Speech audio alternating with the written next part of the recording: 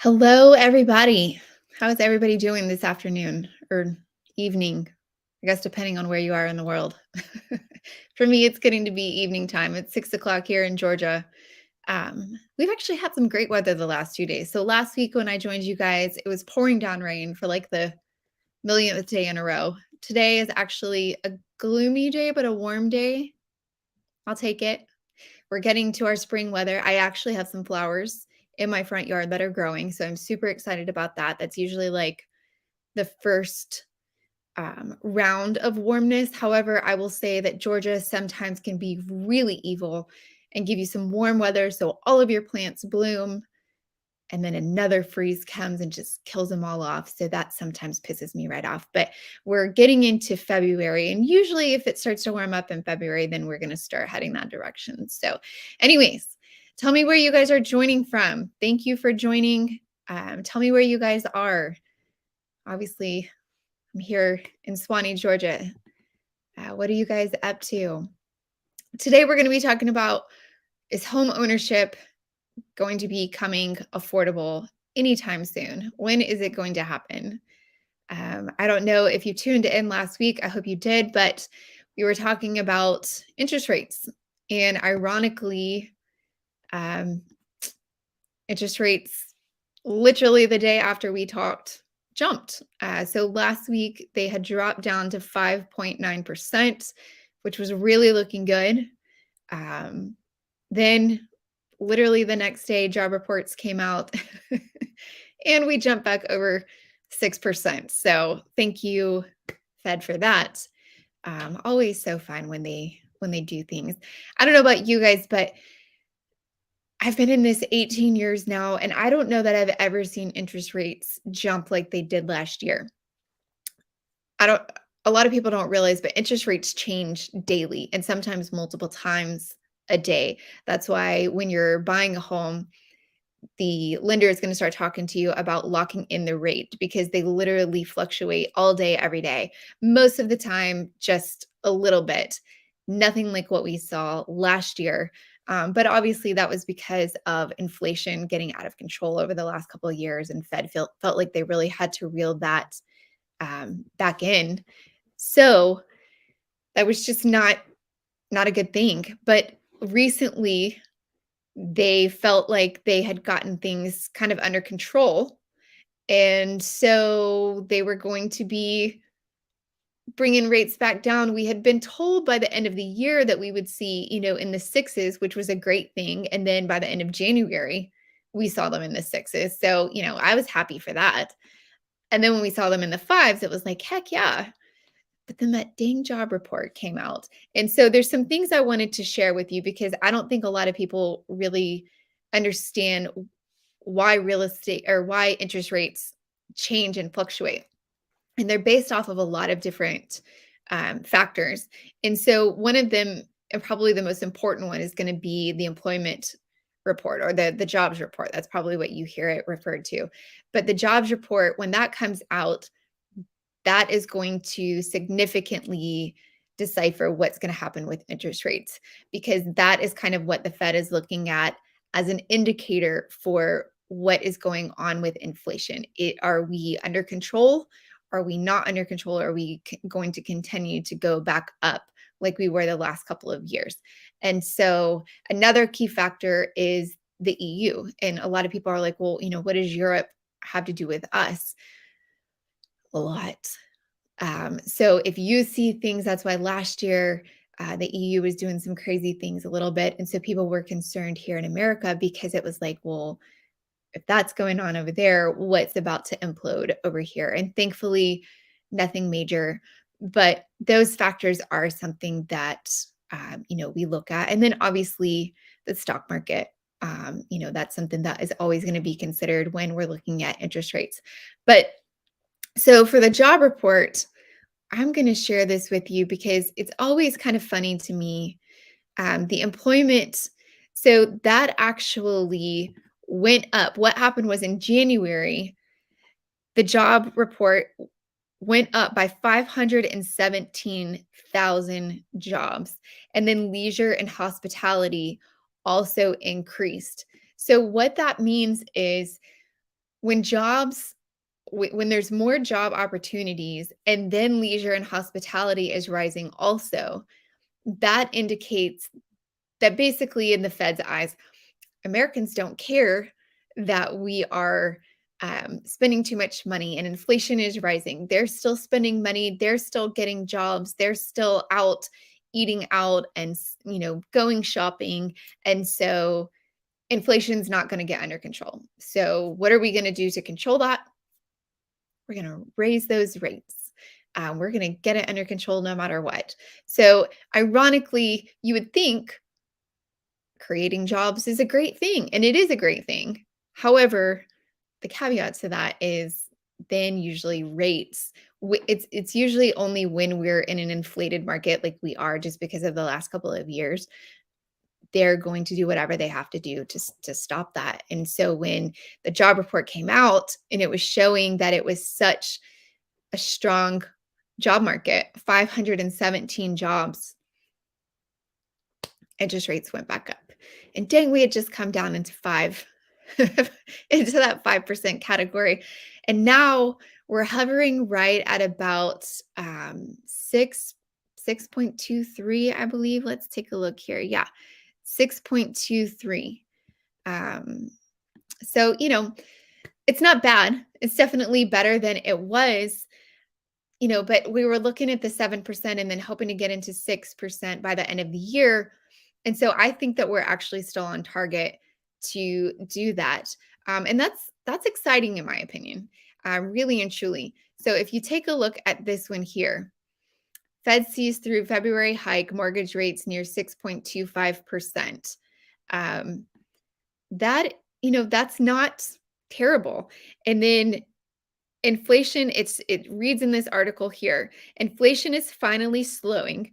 Mortgage rates could continue to come down.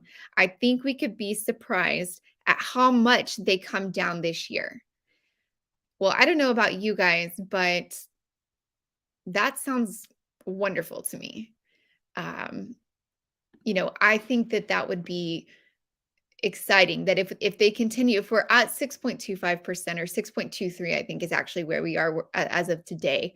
Um, if they continue to come down, then we're going to be looking at in the fives. In the fives is actually a great place for us to be. We've discussed this before, the twos and threes. I don't see that happening. If we got down into the fours again, I think that that is absolutely fantastic. But realistically, I think in the fives is where we're going to shoot for this year. And if we get there, which I truly do believe that by summertime we will, my concern is usually home buying picks up during the summer. So if interest rates come down and home buying, just because of seasonality, increases, what is that going to look like to the Fed? Are they going to raise rates again because of that? And only time will tell. I'm hoping that they keep in mind, usually they do, they keep in mind the seasonality of things, of real estate. Usually the summertime is a busy time because if people have to move, summer is a great time. You've got the kids out of school, you can get into the new school before school starts in the fall. And so it's one of the easier times. There's never an easy time to move. Let's all be realistic. Yes, I'm a realtor, but I've also bought houses and moved, and it's horrible.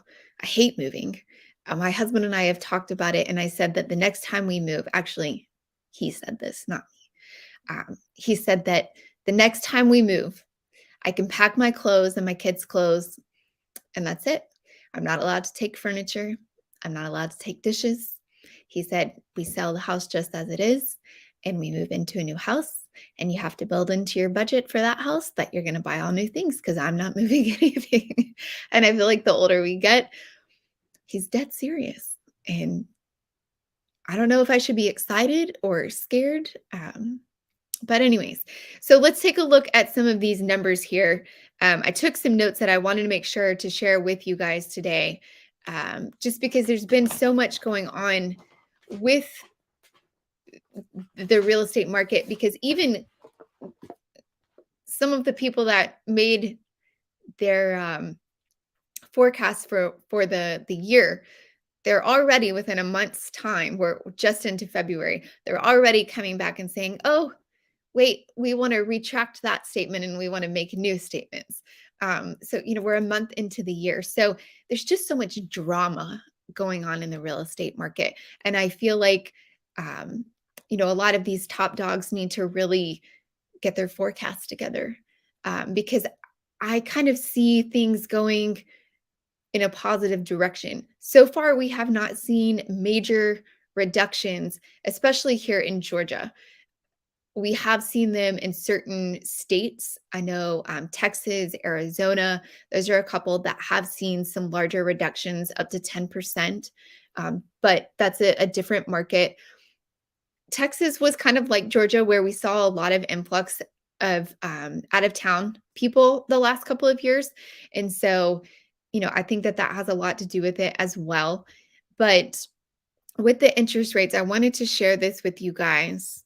So, if you take a peek here, despite the Lord, I can't speak, the volatility in the short term, the bigger picture is much calmer than it had been in late 2022. In fact, rates have generally been settling down and shifting into a sideways pattern ever since topping out in the fall. If inflation continues to decelerate and if the economy were to weaken, rates would likely continue to lower. And so, what does that really mean? If Because you can see here all of that information that I just shared, they're saying that r rates have continued to kind of plateau. When it talks about here that a sideways pattern, that's basically talking about that we're just staying at a plateaued market. We're not going up, we're not going down, but honestly, right now, that's a safe place to be. Um, but it talks about if inflation continues to decelerate. So if we continue to see things kind of like the end of 2022, we had kind of seen a deceleration. People weren't spending as much as they were. The job market was kind of steady as far as not a lot of jobs being increased. I think there was like 230,000 increased in November. And then similar in December, I think we went up to 300,000. But you do have to keep in mind, again, going back to seasonality, a lot of jobs are in December because of holidays. A lot of people, a lot of stores hire on people in December for the holidays. And so once that's over, a lot of those jobs go away. People got hired on knowing this is for a season, this is for the holiday season. And at the end of that, it comes to an end. And so that's something that we have to keep in mind as well. But so it's talking about if inflation continues to be under control, then the Fed will continue to reduce rates. The only reason they have risen them at the rate that they have is to keep inflation at bay. And so, fingers crossed, you guys don't go out to eat for like a month, and let's see where that gets us. I think that we're going to continue to see those numbers stabilize, and hopefully we get into those 5% interest rates. But if you take a look at this slide here, and other news this week, home price indicates were updated for both S&P and FHFA. Prices continue to decline roughly in line with expectation in month-over-month terms, but remain higher than normal in annual terms. So what is that telling you guys? It's saying that nationally, home prices have reduced in month-over-month terms. So compared to November, December, and January, home prices have reduced a little bit over month-to-month terms, but remain higher than normal in annual terms. So the last couple of years, we've seen those increases, so much so that it was unsustainable. And so we still have not come down year over year. So we have not lost what we gained last year or the year before. And I've said this so many times. I feel like I'm preaching to the choir here, but the last couple of years, we gained about 4 years worth of equity per year, per year. So in 2021, we gained enough equity to take us out to 2025. So if you didn't gain equity again until 2025 or 2026, you would still have not lost anything that you had put into your home. And so, that being said, even if we were to lose 5% this year, you still will not have lost because you've already gained this year's equity 2 years ago. And then last year, we still continued to gain. So that took us over the 2025 mark. And I feel like a lot of people don't take that into consideration. They're just looking at the fact of, oh, well, we're going down this year. We've come down 3%. We've come down 5%. Right. But we already had those gains. So the fact that they're being taken away, no, it's not great. Of course, we would all like to keep our money and keep our equity. But the fact that we had so many gains, it's not like we're going into the negative. We're just having to give back a little bit extra that we received. Um, so that being said, that doesn't help the fact, but I don't think Georgia, and a lot of people have asked me, well, what do we see for this year with home prices? Do you think that we're going to continue to rise? The forecast is that we're going to rise. The forecast says, that we're going to continue to go up. Georgia is scheduled to still go up, or forecasted, I should say, to still rise at about 5%, which for Georgia, we are typically a 4 to 6% equity gain state. And so still going up at 5% is still a good number. Do I think that we're going to see that across Georgia? No, I don't. I also think it's going to be based on where people are listing. Are you being realistic in your listing price? Or are you coming in high? Are you trying to still overshoot? And then you're going to have to compensate for that. And so that's going to look like the form of a reduction. And so if we see a lot of people overcompensating, trying to say, well, last year at this time, this is what we saw. Well, last year at this time, we were in a completely different market. So if you try to look at year over year numbers, which a lot of real estate agents, myself, we look at year over year trends. What was the market doing last year at this time? I can't do that right now. I cannot look at year over year trends because February last year and February this year are two completely different markets.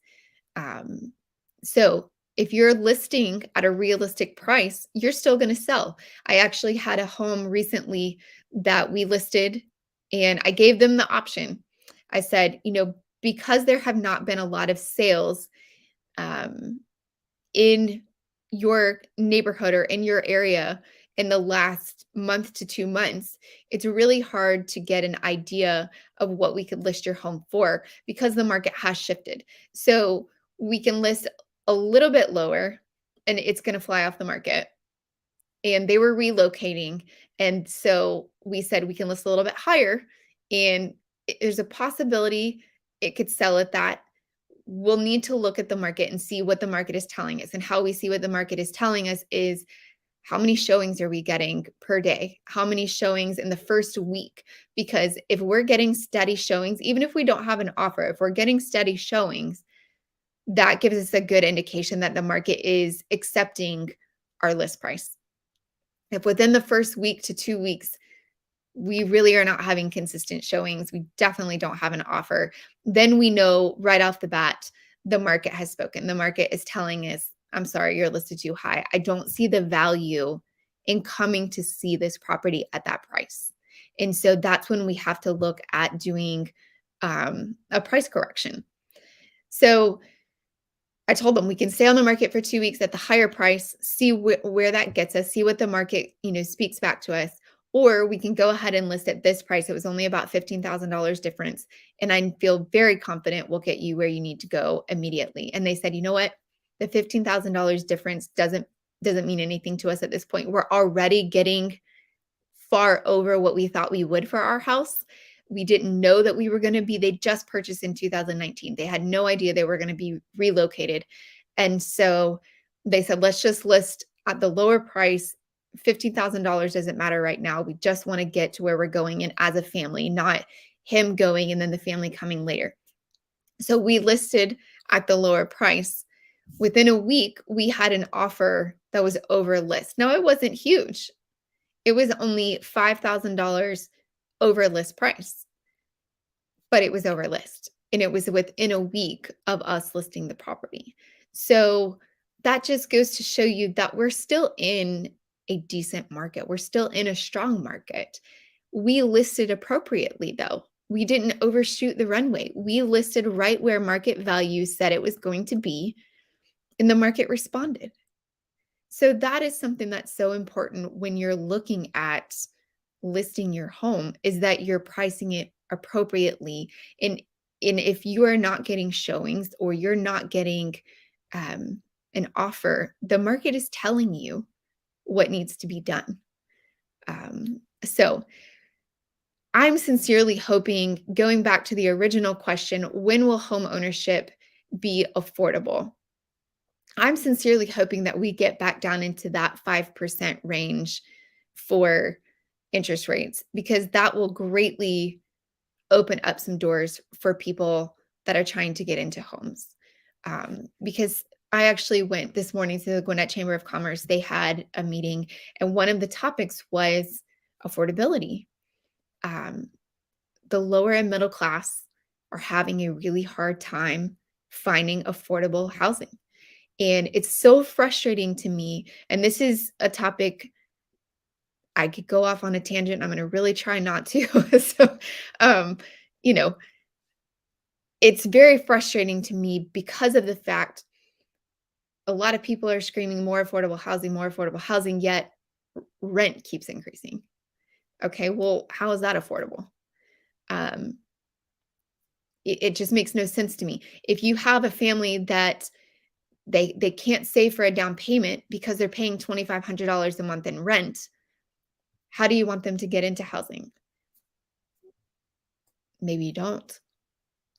That's my own opinion. But so I'm actually talking with a lady that does great things around here, and I'm hoping to get her on as a guest in the next couple of weeks because she's fantastic. She runs a program here local to Gwinnett County that helps people plan and getting their finances correct to make that down payment, to have the closing cost. And the great thing right now is we're back in a market where hopefully if you need assistance with closing costs, that's something that we could probably negotiate into you an offer.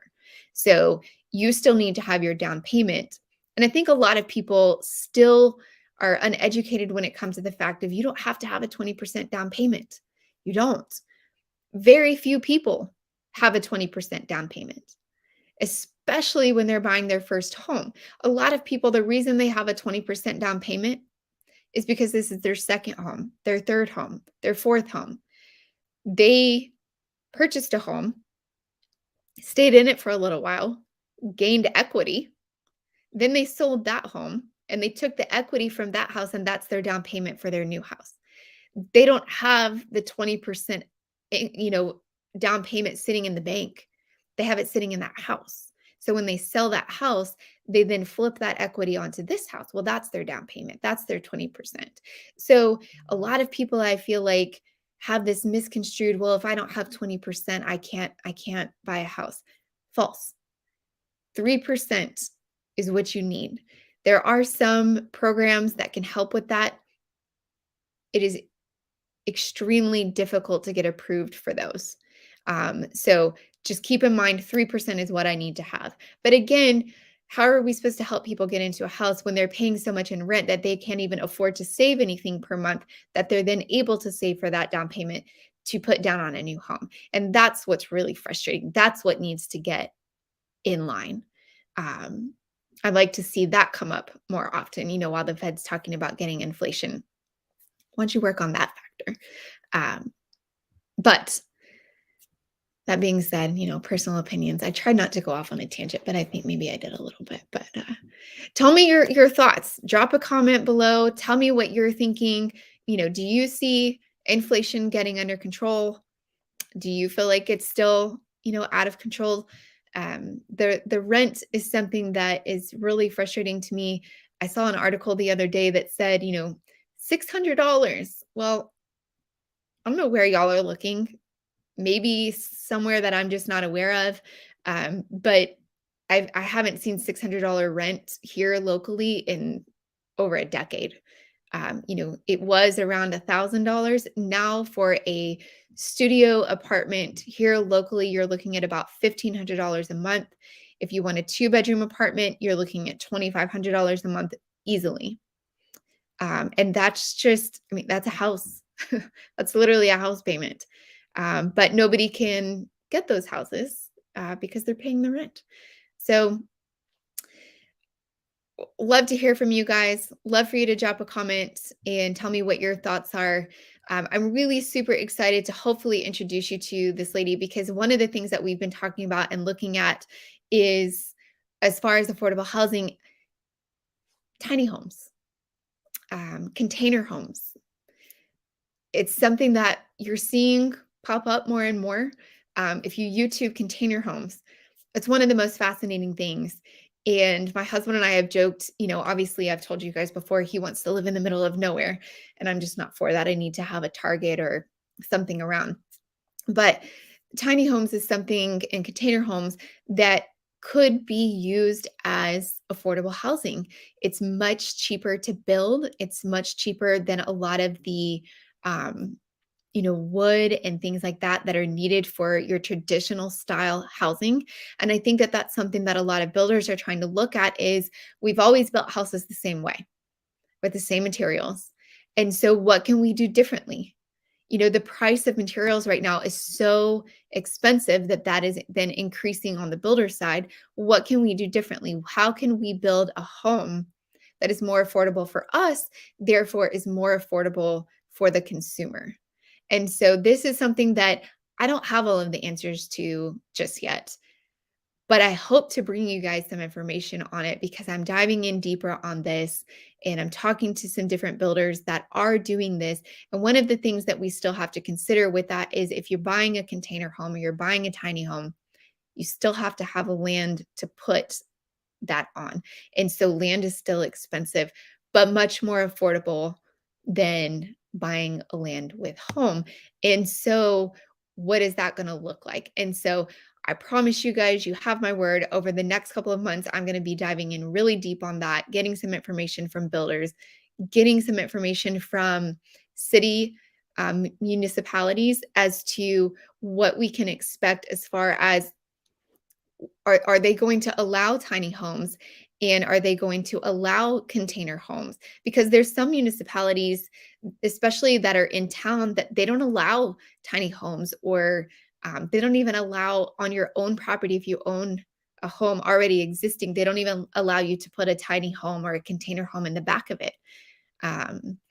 So digging in deeper to those municipalities to see what is allowed as far as the building process, and what is the affordability compared to a traditional style home? What is the affordability of a container home or a small home or even a manufactured home? Which I have to say, a lot of us, I think, have a stigma in our mind when it comes to manufactured homes.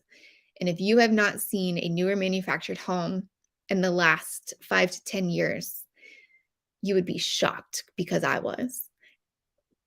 The interior of these manufactured homes is phenomenal, and they have come such a long way. And so if that grants us the option to make housing more affordable by doing a tiny home or a manufactured home, there is an agent that is in Texas, and she specializes in these. And it's really opened my eyes to a whole new ball game. Again, you're still having to talk with the city, the county about, can I do this? That's something that a lot of people are like, well, I'm just going to go buy land and do that. Make sure that you're talking with the county or the city, wherever you are, first. Because if you buy this land thinking that you're going to put a tiny home or a manufactured home, and then they tell you, I'm sorry, that's not allowed here, now you've got a plot of land that's not usable to you or for what you wanted to do with it. So that's something to really consider and keep in mind. So that being said, I'm going to dive in deep over the next couple of months. I'm going to bring you guys everything that I find out and I know. I'm also going to try and get her on as a guest just to dive in deeper. We're actually going to be doing a buyer's seminar the first week in March. It's going to be on Saturday, March 4th. And so if you're thinking about buying and you want to get more information, it's completely free. You don't have to sign up or do anything. Um, Email me and I can get you the information for that. We're going to have a lender giving some information. We're going to have her there so that she can give you some different information about if you're needing to get things straight with finances or anything like that. So it's just going to kind of be like a lump it all together and get people set going in, because I sincerely hope that we're going to see that reduction in interest rates. I'm interested to see. So the job report comes out every month. Obviously just came out last week and rocked our worlds a little bit. It'll come out again the end of this month. It comes out on a Friday. And so I will be interested to see what that job report says and what that does to interest rates.